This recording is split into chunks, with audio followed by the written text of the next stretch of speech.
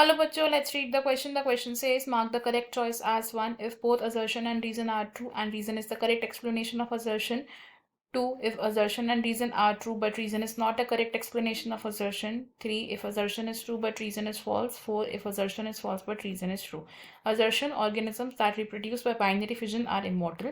Reason: in such organisms the parent body is equally divided into daughter cells. Question में हमें एक assertion और reason statement दी गई है. assertion statement में कहा गया है कि जो organisms binary fission से divide कर वो immortal consider किए जाते हैं and reason बताया गया है कि ऐसे organisms में जो parent की body होती है वो daughter cells में equally divide हो जाती है. तो इस question में हमारा जो की concept use हो रहा है that will be binary fission.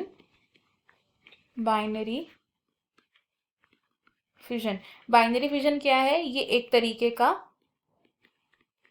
Sexual reproduction mode है और बाइनरी फिजन देखा गया है यूजुअली इन यूनिसेल्युलर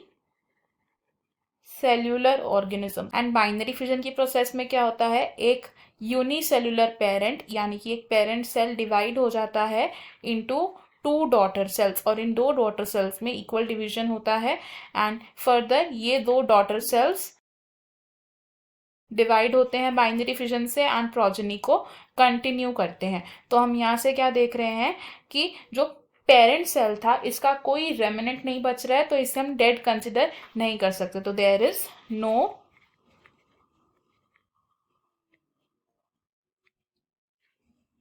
रेमिनेंट. तो इसकी वजह से इट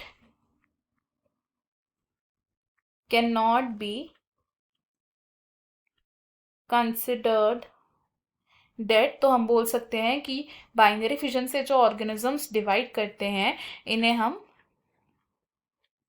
इमॉर्टल कंसिडर कर सकते हैं. और ऐसा क्यों होता है? बिकॉज ये पेरेंट सेल इक्वली डिवाइड हो जाता है between the 2 daughter cells and ये 2 डॉटर सेल्स फर्दर आगे अपने डिवीजन को कंटिन्यू करते हैं by the binary fission process only. तो हमारे पास जो असर्शन स्टेटमेंट है वो करेक्ट है, रीजन स्टेटमेंट भी करेक्ट है एंड असर्शन को करेक्टली एक्सप्लेन कर रहा है हमारा रीजन.